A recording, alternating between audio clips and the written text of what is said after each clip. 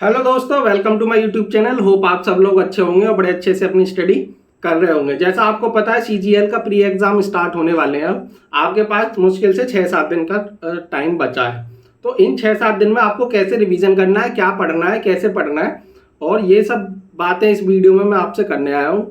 जैसे जैसे एग्जाम आता है वैसे वैसे बच्चों की क्वेरी बढ़ जाती है, स्टूडेंट्स की, कि भैया बहुत डर लग रहा है और बहुत टेंशन हो रही है, स्ट्रेस हो रहा है, क्योंकि एग्जाम से पहले ये सब चीज़ बड़ी कॉमन है और बहुत ज़्यादा ये क्वेरी आती हैं। और कि कैसे पढ़ें हम कि 125 से 130 हो जाए या 120 से 140 हो जाए, ये सारे सवालों के जवाब मैं इस वीडियो में आपको देने की कोशिश करूंगा। तो सबसे पहले बात करते हैं, जब 2022 का रिजल्ट आया था तो मैंने एक वीडियो बनाई थी 2023 वालों के लिए और 22 वालों को कॉन्ग्रेचुलेशन बोला था। उसमें मैंने एक चीज़ बोली थी जो सबसे पहले आपके दिमाग में आएगी कि भैया 36,000 में हमारा सिलेक्शन नहीं हुआ तो 8,000 8,500 सीट में हमारा सिलेक्शन कैसे हो जाएगा। सबसे ज़्यादा डाउट यही हो रहा होगा आपके दिमाग में, सबसे ज़्यादा डाउट जो हो रहा होगा कि 36,000 में यार मेरे को सिलेक्शन नहीं हुआ, एक सीट नहीं मिली, तो मैं 8,500 में कैसे सिलेक्शन ले लूँगा।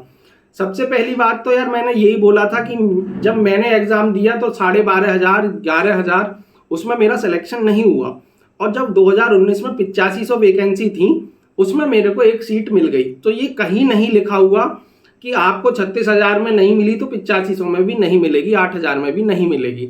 ठीक, जब 8500 वैकेंसी थी तो मेरी ऑल इंडिया रैंक 2331 आई। तो आपको रैंक पे ध्यान देना है, अपनी तैयारी पर भरोसा रखना है, उसके अलावा कुछ नहीं सोचना कि 8,000 है 8,500 है। ये बिल्कुल दिमाग में मत लाइएगा कि 36,000 में नहीं हुआ तो 8,500 में नहीं होगा। ठीक, बिल्कुल हो जाएगा, जब होना होगा तो 4,000 में भी हो जाएगा। ठीक, अगर आपकी तैयारी अच्छी होगी और आपकी प्रैक्टिस अच्छी होगी तो जब 4,000 सीट निकलती हैं तब भी हो जाता है। और आपकी तैयारी अच्छी नहीं है, प्रैक्टिस अच्छी नहीं करी आपने, मॉक अच्छे नहीं लगाए, तो आपका 36,000 हो 72,000 हो तब भी सिलेक्शन के चांसेस नहीं है। आपकी टोटली डिपेंड करता है आपकी तैयारी पे, आपके कॉन्फिडेंस पे, सेल्फ कॉन्फिडेंस आपका कितना, आपकी सेल्फ प्रिपरेशन जो प्रिपरेशन है वो कितनी है। पहली बात तो ये। दूसरी बात कि इन जो बचे दिन है 5-6 दिन है, इनमें कैसे नंबर 120 से 130 125 से 150 ये सब हो जाए।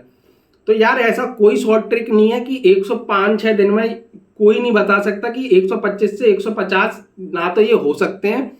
ज़्यादा से ज़्यादा 125 से अगर पेपर तुम्हारा पढ़ा लिखा आया, मतलब अच्छे से पढ़ा हुआ वो आ गया, तो 125 से 130 हो सकते हैं। ऐसा नहीं है कि 125 से 150 हो जाए। ठीक, ये कोई एक प्रोसेस है सारी कि पहले जो मॉक में नंबर है वो 100 होते हैं, फिर 120 होते हैं, फिर आराम से बढ़ते बढ़ते हैं। ऐसा नहीं है कि मैं एक मॉक लगाया 100 आ गए, उसमें अगले में आ गए 160। तो ये प्रोसेस है, आपकी तैयारी के ऊपर डिपेंड है।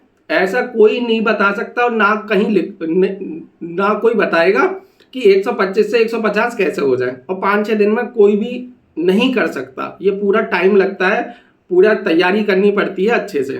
तो आप पेपर जितने भी मॉक टेस्ट आपने लगाए अपने आप पे, सबसे पहले तो मैं कहूँगा सेल्फ बिलीव रखें कि आपकी तैयारी अच्छी है। और प्रिय बोल रहे थे सब, जो क्वेरी आई कि भैया कट ऑफ आपको ही पता है कि जो 114 गई थी पिछली बार वो आपके ज़्यादा जानी है। 36,000 वैकेंसी थी और ये एसएससी पे डिपेंड है वो कितने गुने बालक स्टूडेंट मेंस के लिए बुलाते हैं। अगर 8,000 वैकेंसी है, 15 गुने मानूँ तो मैं 1,20,000 1,25,000 मानता हूँ। तो पेपर पे डिपेंड है वो कैसा पेपर आ रहा है और कैसी कट ऑफ जा रही है। 114 से तो ज़्यादा ही जानी है, लेकिन ये बात की चीज़ है 125 130 तक तो टारगेट बना के रखना कि यहाँ से पार चले जाए, 130 के पार कैसे ही नंबर चले जाए जो प्री कट ऑफ क्लियर हो जाए। ठीक, एक तो ये, और इससे भी ज़्यादा भी जा सकती है, कम भी जा सकती है, लेकिन हाँ इतना टारगेट आपके दिमाग में रहना चाहिए 130 135। ठीक, और दूसरी बात, एक तो ये हो गई कट ऑफ वाली। कट ऑफ आपको बिल्कुल नहीं सोचना कि कितनी जानी है कितनी नहीं जानी, आपको बस अपनी तैयारी पर भरोसा रखना है। और जो नर्वसनेस होती है वो सबके साथ होती है, ऐसी कोई दिक्कत वाली बात नहीं है। नर्वसनेस होगी तो सबके साथ होगी, अपनी तैयारी पर भरोसा रखें। जो मैंने यही देखा, जितने भी मैंने एग्ज़ाम दिए, जो नर्वसनेस से और जो डर होता है वो चीज़ें और ख़राब कर देता है। तो आपकी चीज़ें ख़राब ना हो, जितनी तैयारी है अपनी सेल्फ बिलीव सेल्फ कॉन्फिडेंस में जाए जितना हो सकता है। ठीक, तो आज की वीडियो में इतना ही, और all the best for all the aspirants of SSC CGL 2023। ठीक, आप अपनी तैयारी पर भरोसा रखें, अच्छे से एग्जाम दें। अब 5-6 दिन में क्या कर सकते हैं, मैं तो यार बोलूँगा मॉक टेस्ट ना ही लगाएं, जितने लगा लिए आपने उतने सफिशिएंट है, मोर देन सफिशिएंट है। अब आपको क्या करना है, जो भी दिन बचे हैं ये 6-7 दिन, रिवीजन पे ज़्यादा फोकस करना है। मैंने जब सबसे पहले बताया था CGL की मैथ्स की तैयारी कैसे करी मैंने, तो उसमें मैंने बताया था एक फॉर्मूले की बुक बनाई थी मैंने अपनी, कि ये फॉर्मूला ऐसे लगाना, ये फॉर्मूला ऐसे लगाना, तो उसको लगातार रिवाइज करते रहे। मैंने अपने टेलीग्राम चैनल 200 आउट ऑफ 200 पे भी शेयर किया हुआ है वो फॉर्मूले वाली बुक, उसको ले लें। और उसको एक फॉर्मूले की बुक रहती है ना, तो वो सारा रिवाइज हो जाता है। वो कैब रिवाइज करते रहे इंग्लिश में, GSP लूसेंट पढ़ते रहे, जो आप अपने नोट्स हैं वो पढ़ते रहे। मैं इतना ही बोलूँगा, 5-6 दिन रिवीजन ज़्यादा बुक करें। मॉक टेस्ट की मैं बोलूँगा ना लगाएं, जितने लगा लिए सफिशिएंट है।